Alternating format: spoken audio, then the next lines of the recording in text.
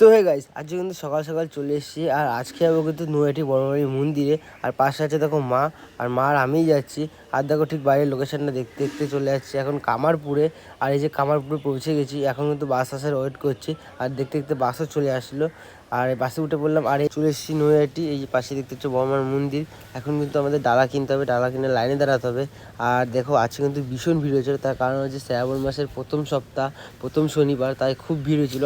মা কিন্তু এই প্রথমবার বড়মার মন্দিরে আসলো, আরও কিন্তু আজকে খুব ভিড় হয়েছে। আর এই যে আমরা লাইন দাঁড়াতে যাচ্ছি, তার আগে কিন্তু আমরা একটু গঙ্গার ঘাটে আসলাম, কারণ এখানে এখন ভাটা চলছে। আরও যা গরম পড়েছে আজকে, আর এখানে কিন্তু খুব সুন্দর হাওয়া দিচ্ছিলো, তাই আরও কিন্তু এখানে এসে একটু গঙ্গার জল ছিটিয়ে নিলাম। তারপরে চলে এসেছি লাইনে।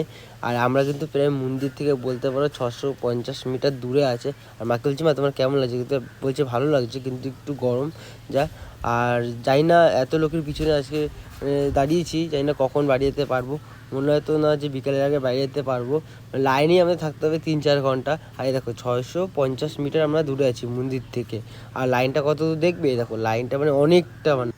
তারপর হট করে চলে আসলো কিন্তু বৃষ্টি। প্রথমের দিকে আস্তে আস্তে বৃষ্টি হচ্ছিলো, তারপরে যা বৃষ্টি হচ্ছে মানে খুব জোরে জোরে। তোমরা দেখলেই বুঝতে পারবে, হয়তো এই দেখতে পাচ্ছ যে কত বৃষ্টি দেখেছে, কতটা বৃষ্টি হতে পারে। আর এই যে আমরা কিন্তু ফাইনালি বৃষ্টি কমে গেছে, আর আমরা কিন্তু মন্দিরের অনেকটা সামনেও চলে এসেছি। আর আধ ঘন্টার মতন দাঁড়ালে আমরা তারপরে ঢুকে যাবো কিন্তু মন্দিরের ভিতরে। আর কিন্তু আমরা চাইছি ভোগ দেওয়ার আগে যদি আমরা ঢুকতে পারি, কারণ যখন মন্দিরে ভোগ দেয় তখন 1 ঘন্টা মন্দির বন্ধ থাকে। তাই আমরা চাইছিলাম কিন্তু ভোগ দেওয়ার আগে কিন্তু যেন আমরা মন্দিরের ভিতরে ঢুকতে পারি। আর দেখো ফাইনালি কিন্তু ভোগ দেওয়ার আগে আমরা মন্দিরে ঢুকে গেলাম।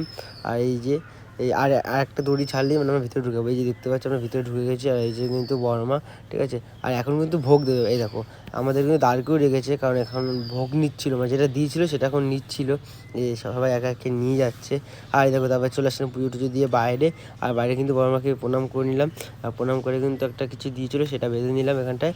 আর দেওয়ার পরে তারপরে চলে গেছি কিন্তু এখন ভোগ খেতে। আর এখানে কিন্তু ভোগ দেয় সোম, বুধ, শুক্রবার আসলে কিন্তু তোমরা ভোগ খেতে পারবে।